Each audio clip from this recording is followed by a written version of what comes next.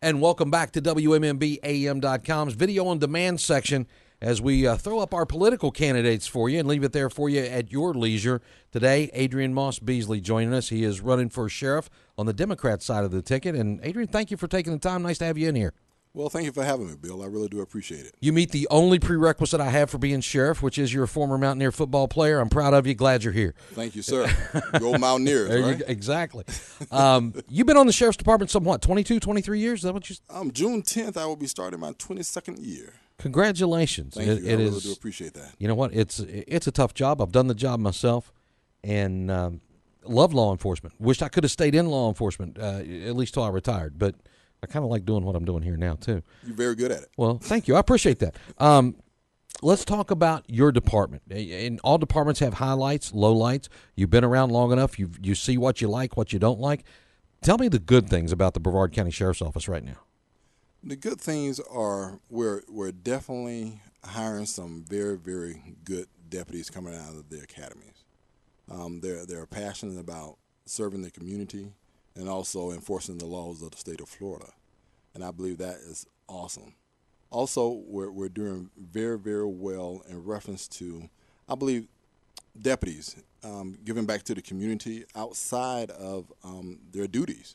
I've seen it with my own two eyes in reference to deputies starting to mentor more to kids in our neighborhoods. And I don't know what the program's called, but that Sheriffs and Surfers thing is a cool deal. Yes, absolutely. And I truly do believe that's what we need to do within the Sheriff's Office. We definitely need to have a more stake in reference to our kids in the community, in reference to mentoring them.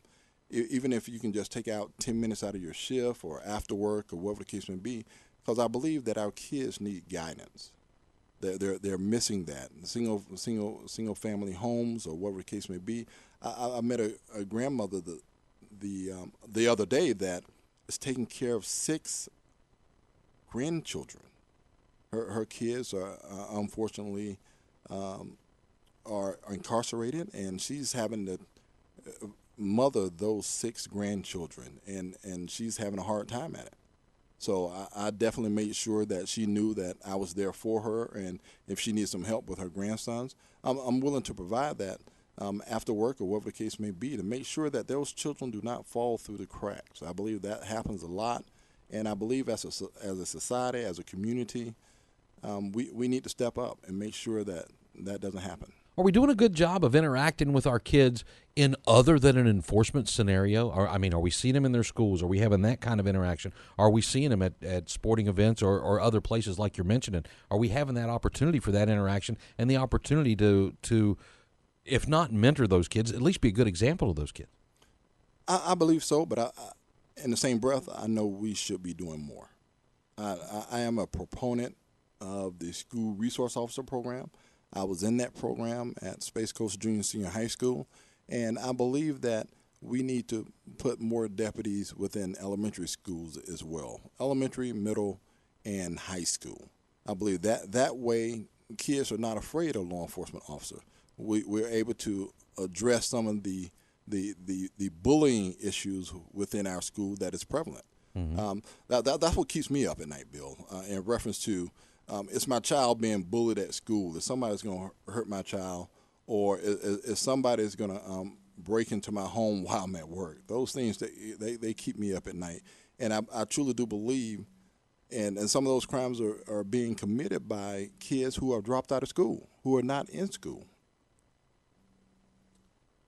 I appreciate the emphasis on the kids because I saw kids in my career, and you could see them early on, starting in that junior high school age. They were starting down a wrong path. They didn't have the right environment at home. And as much as you tried to interact with them, you just didn't have all the opportunity. What do you think the best venues are for increasing that opportunity with the kids? I believe we should definitely do something in reference to having the police athletic league, PAL. Mm-hmm. But a lot of kids are not into sports. So we have to be innovative, and we have to come up with new ideas for this new generation. A lot of kids are into computers. A lot of kids are good with their hands. They like to work with their hands. We have to come up with something that appeals to the kids.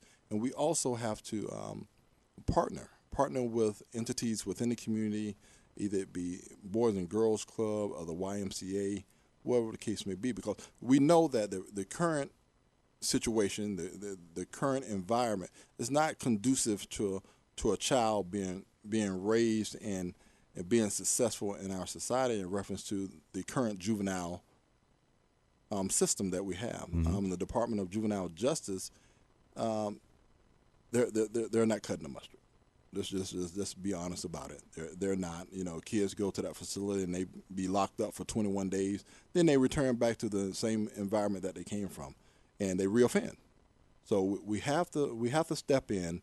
We have to stand in the gap for these kids and do as much as possible. And if I'm so honored to be Brevard County's next sheriff, then that's definitely an issue that I would love to tackle in reference to what are we doing for our kids that need the help, our kids that are on prescription pills, our kids that are dabbling in burglaries or whatever the case may be. It has to be addressed, because if we don't put the money on the front end, we're definitely going to end up putting the money on the back end in reference to incarcerating these kids. All right, very good. Let's talk about the patrol job for a little bit. If you have the opportunity as sheriff, what do you think the best tool is, or best tools are, that you could provide those road deputies to make their job easier, better, easier to accomplish? Well, the computer system that we have, I think, is great. The more technology you have, the better off I believe the patrol deputies are. It makes their job that much easier. And I believe with technology, we have to do much better with it, communicating with our other agencies around the county, because as you know, Bill, crime doesn't just stay in one area. If we're doing a good job, let's say on Merritt Island in reference to the drug dealers on Merritt Island, what do? They cross the bridge and go to Cocoa. Mm-hmm. But if you have the technology and the communication between agencies, you can definitely communicate that, and we can definitely make sure that it is addressed when it occurs. But sometimes you don't share information, and the same person that's committing burglaries down in Vieira is the same person that committed burglaries in West Melbourne yesterday. But you have to share that information in reference to when things are occurring, what we call pass-on information from shift to different agencies, to make sure that everyone is on the same page in reference to what kind of crimes are going on in Brevard County. You mentioned different agencies. Relationships pretty good between agencies here in the county, with the Sheriff's Department and the various PDs and the Highway Patrol that are operating here?